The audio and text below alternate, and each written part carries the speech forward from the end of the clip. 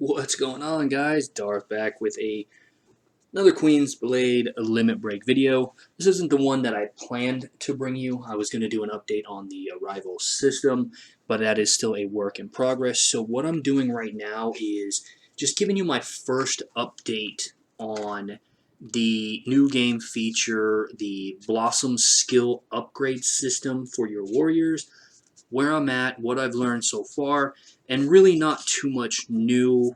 I'm hoping people aren't too disappointed by this, but I wanted to give you my first update impressions and where I'm standing right now. So I have a little chart up here where I've been trying to keep track of some of the screenshots that I want to kind of make available to you guys, but I also missed a screenshot here that I need to re-update, but it's got some information on there. But let's go into the warrior.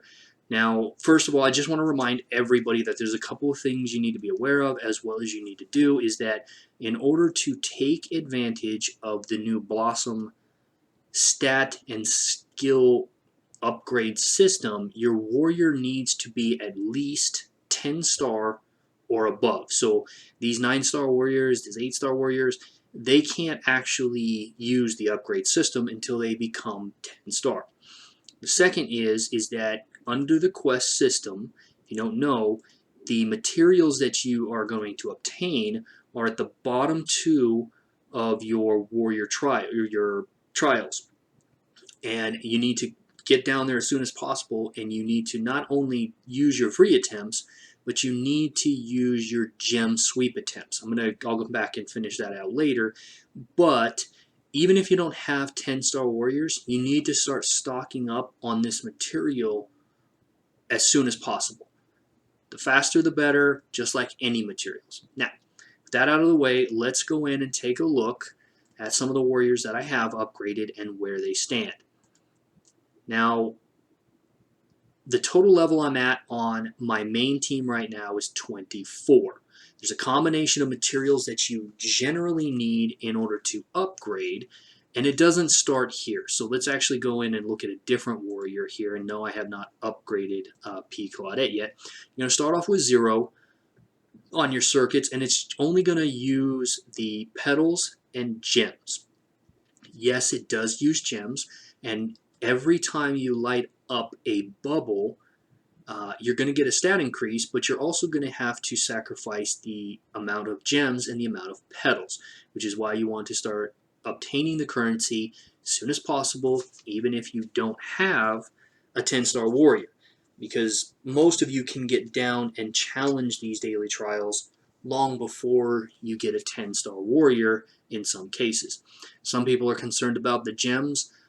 I'm going to give you some statistics here in a minute. I wouldn't be too concerned about them because the game does give you a lot of gems, and which is why I made my recent video on gems, where I think that it's important to have a steady supply of gems outside of just what the game gives you, and this is one of those reasons. Now let's go back into my original warrior here. Whoops.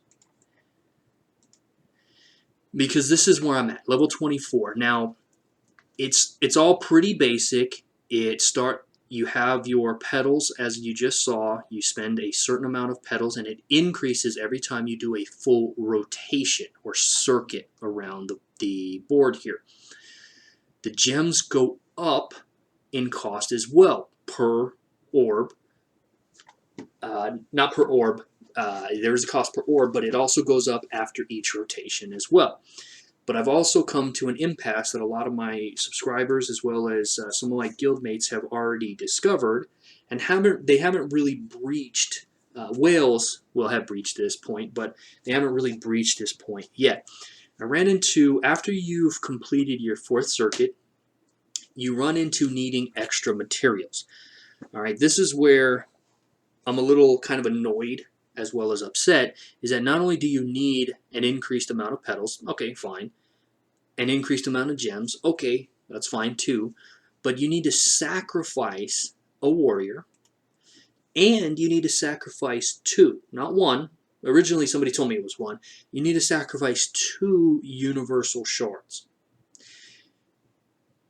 This is premium currency, guys. This should not be, and if they did do it, it definitely should not be 1. It's even more compounded and annoying because each time you light up an orb, you actually have to sacrifice a warrior and 2 universal shards. This is pretty stupid. I'm not going to lie. I don't know. I mean, there are ways to get these universal shards. I'm not going to go. I'll go over with that in a second, but generally you do have to buy them unless the gem shop is here, the gem exchange. You can exchange 1,000 gems for 1, and they usually have 5. Now I know why. I'm going to go back out to this home screen. You see this time pack right here? This is a value that popped up when I logged in, giving you $10 for a universal spicy shards. Yesterday, it actually featured those universal shards that you need, and now I know why. They actually gave you 15 for 10, which is actually, by this game standard, good. Dare I say that. But I still think that that is not coincidence that they offered you a deal. They were giving you 15 for $10. You need 2, 4, 6, 8, 10, 12. And yes, I can count without having to do that. You need 12 of these shards and 6 warriors to sacrifice in order to breach that gap. Now, what that's going to do, though, is that's going to put you at level 30. You're already at level 24. You do that 6 times, you're going to be at level 30. At level 30, it opens up the PvP Blossom. Oh, I'm sorry. PvE Blossom level 60. Did they change that? It wasn't supposed to be... it was supposed to be level 30. I don't know. Tell me, did they make an update? It was supposed to be level 30, not 60. I don't know why that's 60. But anyways, I am told, though, that after level 30, which is one more circuit here, 6 to 24, that this goes away. I don't know if the sacrificing a warrior goes away, but I know the universal shards goes away, and it might come back later. I don't know that right now. If you know, let us know in the comments so that we can all learn together and get there. But I just kind of wanted to go over this. Now, it's increasing the attack by 200 every time. It's increasing the HP by 1,000 each time. It's increasing your damage resistance, which is pretty static, by 0.2% every time. And then depending upon if you're a tank class, support class, or DPS, you get a damage bonus, heal bonus, or I think it's a damage bonus for, we'll take a look at it here in just a second. But it goes up, the middle row goes up by 0.2%. Your Pierce goes up by 100. Think of this as ignoring defense. It's actually pretty good. You get 50 speed every time you level up your speed. So every time you update a bonus here in the orb, it gives you an increase. You complete a circuit, you start over again. Well, there you go. Let's go take a look at the actual tank support class, which is what she is. Oh, you get received healing. Well, WTF to that. So you start off using petals, gems. I'm not really sure kind of how I feel. So my next update is going to be after I finally breach that threshold. I'm not thrilled, honestly, about sacrificing a warrior. And I have warriors. We got warriors. I'm not thrilled about having to do this 6 times because I use, and it doesn't seem to be limiting you to a specific attribute, which is good because the primary warriors that I'm leveling this system up on are all brick. I will go back and start upgrading some of these others, but it could get quite expensive, and I'm not trying to put off new players. I'm just saying these bonuses are good. Attack, HP, damage, pierce, speed. These are good. You're going to want them, but what I'm going to give you now is a PSA. Save your universal shards because this is going to provide you with some power, and I don't yet know what the PvP Blossom effects are going to be, and they are going to stack with the PvE ones. They did release a new currency in the marketplace. I don't know if you guys saw it.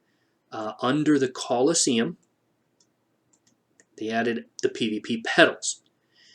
I'm mentioning this now because even though most of us aren't going to have this unlocked, I'm going to go out on a limb and say that you're going to want to buy your weekly limit as fast as possible. Same reason you want to go in and do your trials. That's it. That's where I'm at. Give you a few statistics here, guys. The first circuit, 1 through 6, is going to cost you 50 gems for each orb. So that's times 6, and 55 petals times 6. The second circuit, 7 through 12, is 55 gems times 6, and 70 petals, PvE petals, times 6. Going from 13 to 18, 60 gems times 6, and 85 blossom petals times 6. And then 19 through 24, 65 gems times 6, and 100 blossom petals times 6. And then as you saw in this particular instance, to continue on, it's 70 gems and 115. So there's some statistics for you so far. That's just a quick update. Probably boring, probably you didn't want to hear it, but there's also a few tidbits in there that like going into your marketplace and into the Coliseum and start buying your PvP petals, because I have a feeling that even though we complain about the system, most of us veteran players are going to go on up to 60. So there you go, guys. See you in the next one.